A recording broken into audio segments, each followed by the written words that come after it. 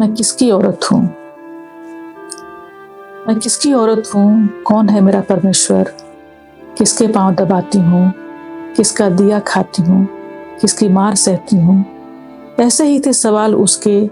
बैठी थी जो मेरे सामने वाली सीट पर रेलगाड़ी में मेरे साथ सफर करती। उम्र होगी कोई 70-75 साल।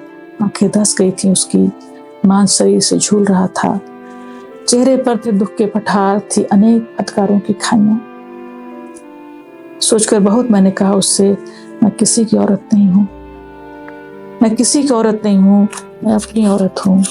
अपना खाती हूँ, जब जी चाहता है तब खाती हूँ।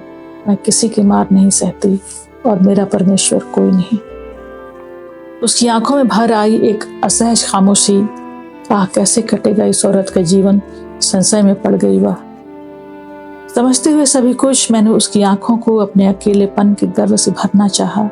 फिर हंसकर कहा, मेरा जीवन तुम्हारा ही जीवन है, मेरी यात्रा तुम्हारी ही यात्रा। लेकिन कुछ घटित हुआ है जिसे तुम नहीं जानते। हम सब जानते हैं अब कि कोई किसी का नहीं होता। सब अपने होते हैं, अपने आप में लथपथ, अपने होने के हक से लकतक। यात्रा लेकिन यही समाप्त नहीं हुई है। अभी पार करनी है कई और खाइयां फटकारों की, दुख के एक दो और समुद्र, पठार यातनाओं के अभी और दो चार। जब आखिर आएगी वो औरत जिसे देख तुम और भी विस्मित होगी, भयभीत भी शायद। रोगी उसके जीवन के लिए फिर हो सशंकित। कैसे कटेगा इस औरत का जीवन, फिर से कहोगे तुम।